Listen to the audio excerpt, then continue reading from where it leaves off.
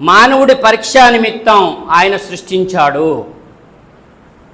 ఆ చెడు అనేది, మంచి చెడు నీ ముందు పెట్టాను. శైతాన్ అంటే ఏంటి? ఆ చెడు. మంచి అంటే ఏంటి? అది దైవానుగ్రహం. అంతే. ఇలాగా ఆలోచించి మన బాధ్యతని, ఆయుష్ అయితే అయిపోతుంది, ఉందా? రోజులు అయిపోతున్నాయి, వారాలు అయిపోతున్నాయి, నెలలు అయిపోతున్నాయి, సంవత్సరాలు అయిపోతున్నాయి. మరి పిల్లలు పెద్దోళ్ళు అవుతున్నారు, పెద్దోళ్ళు ముసలోళ్ళు అవుతున్నారు, ముసలోళ్ళు రాలిపోతున్నారు. ఈ కాలంలో ఏది ఆగట్లేదు. ఎవరికి వాళ్ళే నా జీవిత ప్రయాణాన్ని నడిపిస్తున్నవాడెవరు, నా రూపురేఖలను మారుస్తున్నవాడెవరు, ఈ రూపురేఖలను అసలు ఇచ్చినవాడెవరు, ఈ సృష్టి రూపురేఖల్ని మారుస్తున్నవాడెవరు అనేది ఒక్కసారి నువ్వు ఆలోచించకపోతే దైవానికి ఏం నష్టం లేదు.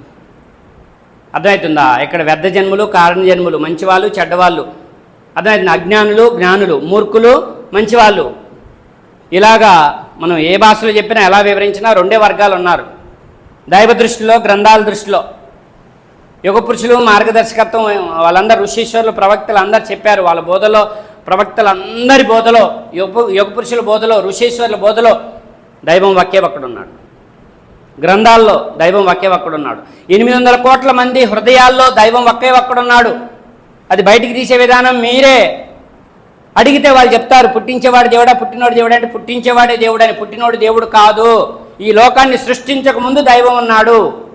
ఎందుకంటే 12 లక్షల భూములైతే ఒక సూర్యుడు. ఒక సూర్యుడు మళ్ళీ కొన్ని లక్షల రెట్లు నక్షత్రం గొప్పది. అర్థమవుతుందా?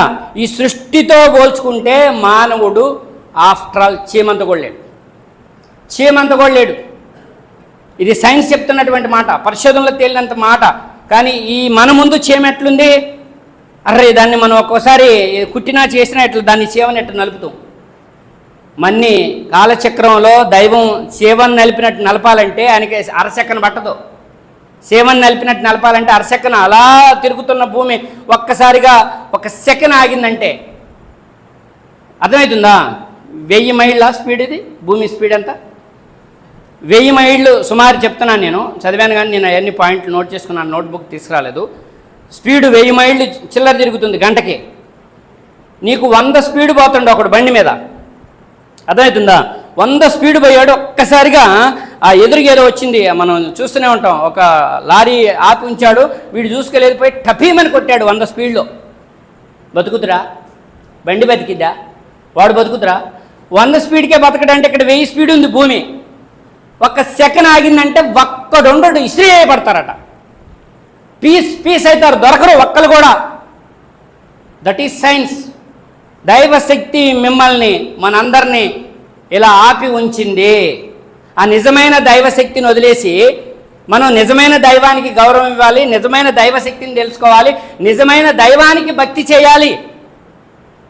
నువ్వు పెట్టుకునే ఏదైతే ఉన్నాయో దైవంతో సమానంగా వాళ్ళు గురువులా, ఋషీశ్వరులా, యుగ పురుషులా, ప్రవక్తలా, లేకుంటే మీ తాత ముత్తాతలు కొంతమంది మంచి పనులు చేస్తే వాళ్ళని దైవంతో సమానంగా నిలబెట్టుకున్న పేర్లా అవి పరిశీలించుకోవాల్సిన బాధ్యత నీ మీద ఉంది. అర్థమవుతుందా?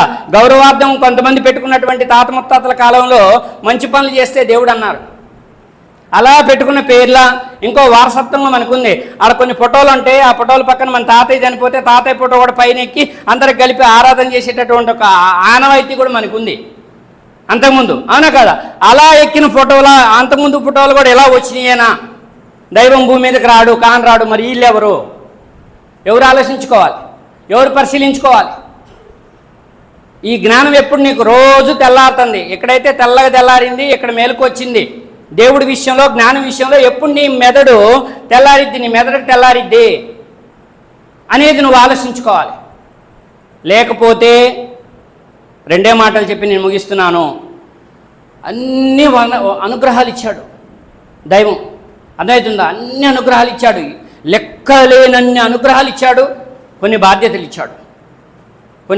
ఇచ్చాడు. అర్థమవుతుందా? భార్య ఒక గొప్ప బహుమానం. ఎప్పుడు భార్యని భగవంతుడిచ్చాడు అని గ్రహించి నువ్వు దైవారాధన చేస్తూ దైవానికి భయపడుతూ భార్యకి దైవారాధన నేర్పి దైవానికి భయపడటం నేర్పితే నీ భార్య నీకు శుభం, నీ భార్య నీకు మంచి అనుగ్రహం.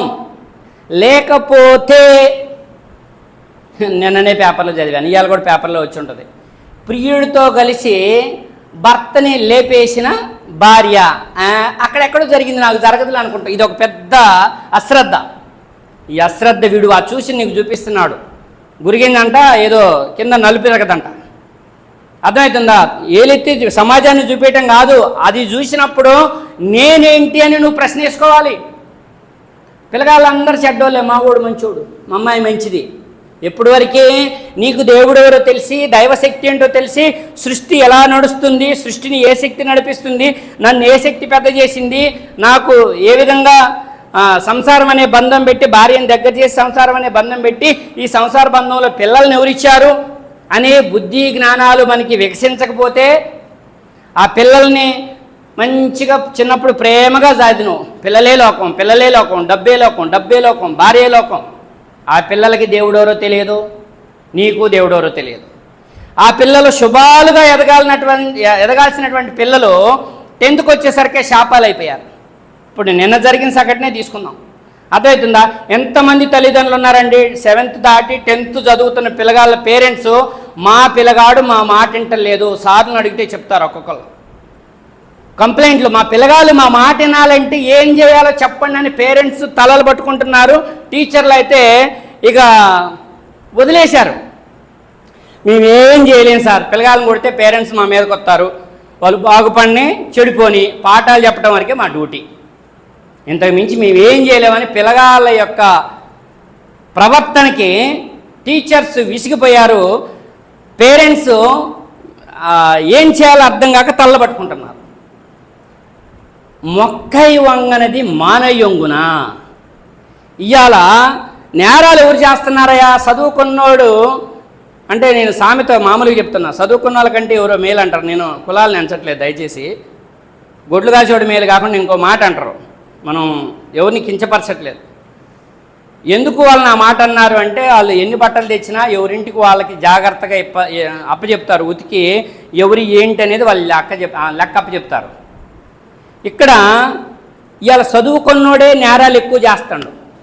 ఎంత ఎక్కువ చదివితే అంత ఎక్కువ నేరాలు చేస్తాడు.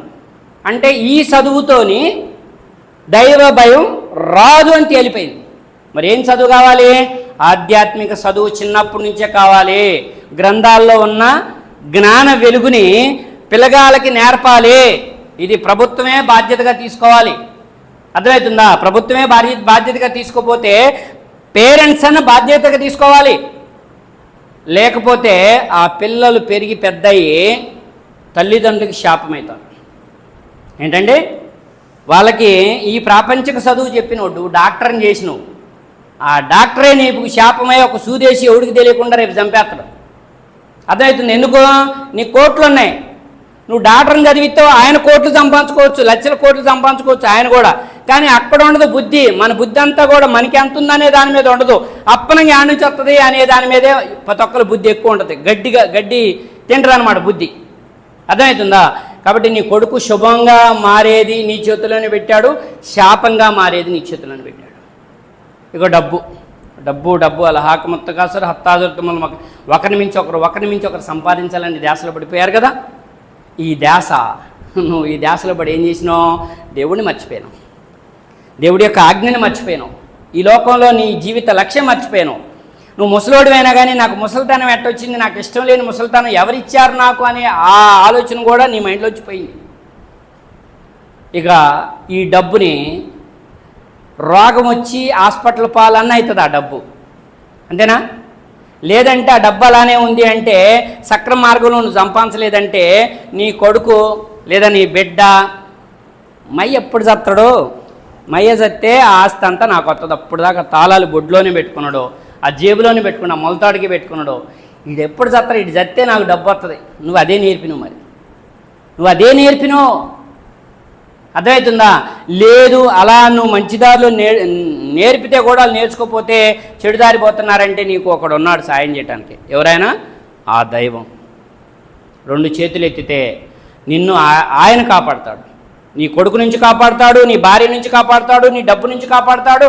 ఆ జ్ఞానం మనకు ఉన్నప్పుడే, ఆ శక్తి ఆయనకుందని మనం నమ్మినప్పుడే. అర్థమవుతుందా? కాబట్టి ఇక్కడికి వచ్చిన వాళ్ళైనా మన వరకు ముందు మన పిల్లల్ని ఫ్యామిలీతో సహా ఇలాంటి కార్యక్రమాలు ఉన్నాయంటే పిల్లలతోని ఫ్యామిలీతోని ఇలాంటి కార్యక్రమాలకు హాజరయ్యి ఆ గ్రంథంలో ఏముంది, దైవ భయం అంటే ఏంటి, దైవ శక్తి అంటే ఏంటి, ఆయన అంటున్నాడు ఒక సెకండ్ పట్టదు నేను మిమ్మల్ని కోల్దేయడానికి. మీకు హార్ట్ అటాక్ ఇస్తే ఒక సెకండ్లో ఇక్కడ నుంచి మీ ప్రాణం ఆత్మ వెళ్ళిపోతుంది, తెల్లారిపోతుంది, దేశపోయి కాలు పెడతారో బొందు పెడతారో ఈ శరీరం అయిపోద్ది. ఇక మీ పిల్లలు మీ భార్య మీ వాళ్ళందరూ మీ బంధువులు వాళ్ళందరూ కూడా ఒక నెల ఏడుతారు, ఒక 20 రోజులు ఏడుతారు, ఒక నెల ఏడుతారు. ఇప్పుడు నెల కూడా ఏడ్చేటట్లేరు. ఈ మాయదారి కాలం ఒకటి వచ్చింది. చచ్చిపోతే కూడా డీజేలు పెట్టుకొని అదొక పాట పెడుతున్నారు. ఆ పాట ఏందో డీజేలు పెట్టుకొని ఎగురుతూ డ్యాన్సులు వేస్తూ బాంబులు వేసుకుంటూ పేల్చుకుంటూ పోయి తీసుకుపోయి దానం చెప్తున్నారు. అంటే సావులో కూడా ఆనందం వెతుక్కుంటున్నారు. క్షమించాలి, విచారం పోయింది, ఆనందం వచ్చేసింది. మందు తాగటం, డీజే పెట్టుకోవటం, శవం ముందు పోయి దానం చేయటం. ఏ కాలంలో ఉన్నామండి మనం? అరే సావేంటి, సావు కూడా నీ కళ్ళు తెరిపించే పరిస్థితి లేకుండా పోయింది. ఇంకేం తెరిపిస్తుంది మన కళ్ళు? జ్ఞానుల్ని మాత్రమే దైవం ఇష్టపడతాడు.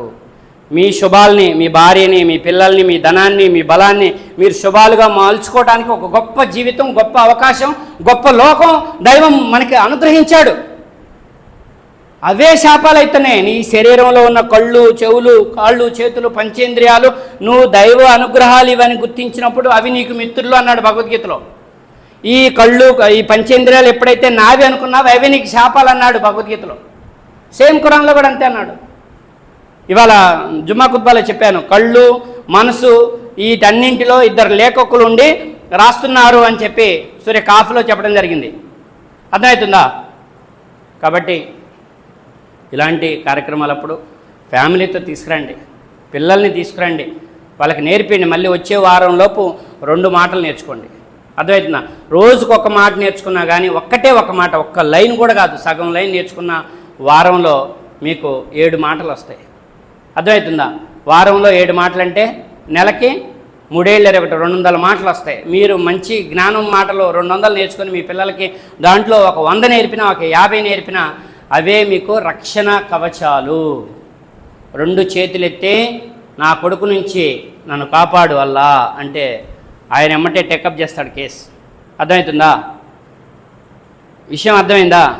నీ భార్య నిన్ను బాధ పెడుతుంది అంటే ఇక్కడ బాధ పెడుతున్నారని నేను చెప్పట్లేదు, అని క్షమించాలి. భార్యాభర్తల బంధం బాగుండాలి, సంసార బంధం బాగుండాలి, ప్రేమానురాగాలు బాగుండాలి. కానీ ఈ తాత్కాలికమని మనం గుర్తించాలి. అయితే మరి ఇవన్నీ ఎలా జరుగుతున్నాయి? మరి ప్రియుడితో కలిసి భర్తను లేపేసిన భార్య, ఇవన్నీ జరుగుతున్నాయి కదా. మన ముడ్డి కిందకి నీళ్ళు వచ్చేదాకా మనకి తెలియదు. అర్థమవుతుందా? కాబట్టి 2 చేతులు ఎత్తి దేవుడా నా భార్య యొక్క నాకు అనుగ్రహంగా మార్చు, శాపంగా మార్చు మాకు దువా చేసుకోవాలి. నా కొడుకుని నాకు అనుగ్రహంగా మార్చు, శాపంగా మార్చు మాకు. నా డబ్బును నాకు అనుగ్రహంగా మార్చు, శాపంగా మార్చు మాకు. ఆ జ్ఞానం మనకి ఎప్పుడైతే మైండ్లో వికసించిద్దో, హృదయం పూర్తిగా మనసవాస కర్మని అంటారు కదా, దైవాన్ని మనం అలా నమ్ముతామో ఆ దైవశక్తి సృష్టిని ఎలా నడిపిస్తుందో మన కూడా అలా నన్ను నడిపిస్తుంది. కంట రక్తనాళానికి దగ్గరగా ఉన్నా వాళ్ళ గుండె చప్పుడుని అడుగు నేను ఎక్కడున్నానని చెప్పి దైవం చెప్పాడు. అప్పుడు నీకేం కావాలంటే అడగకుండానే ఇంత లోకంలో ఇంత గొప్ప జీవితం ఇచ్చిన దైవం నువ్వేది అడిగితే తీసుకొచ్చి నీ కాళ్ళ ముందు పడేయడానికి దైవం సిద్ధంగా ఉన్నాడు. ఆల్రెడీ ఒక మహోన్నతమైన స్వర్గాన్ని నీ కోసం తయారు చేసి ఉంచాడు. నేను అదంతా కూడా రాశాను. మానవుడు లేకపోతే సృష్టి ఏముందండి? ఈ విమానాలు కనిపెట్టడం, కంప్యూటర్లు కనిపెట్టడం, వేరే జంతువులు కనిపెట్టలేవు కదా, వేరే ఏ జీవరాశి కనిపెట్టలేదు కదా. ఈ డ్యాన్స్లు వేయటం, ఈ టీవీలు కనిపెట్టడం, ఈ ఫ్యాన్లు కనిపెట్టడం, ఈ పేరు ప్రశ్నలు, ఈ గొప్ప ఇదంతా ఏ జీవికి లేదు. మరి ఆటికి లేని జ్ఞానాన్ని మానవుడికి సొంతంగా వచ్చిందనుకోవటం ఒక భ్రమ. ఇది దైవం ప్రసాదించాడనేది ఒక యథార్థం. ఏది రెండింటిలో నిజం? మానవుడికి సొంతంగా రాదు కదా, అదే వాతావరణం. దానికి బ్రెయిన్ ఉంది, నీకు బ్రెయిన్ ఉంది. నీ బ్రెయిన్ ఎట్లా డెవలప్ అయింది? ఆ గేదె, ఆ పశువు యొక్క బ్రెయిన్ ఎందుకు డెవలప్ కాలేదు? క్వశ్చన్ మార్కా కాదా? కాబట్టి మనమందరం కళ్ళు తెరుచుకొని మనం బాగుపడుతూ మన ఫ్యామిలీని సరి చేసుకొని సమాజాన్ని సరిచేసే పనిలో మనమందరం కూడా సంసిద్ధంగా ఉండాలని మనస్ఫూర్తిగా కోరుకుంటూ నా యొక్క ప్రసంగాన్ని ముగిస్తున్నాను. ఆమీన్. తదాస్తు. జై హింద్.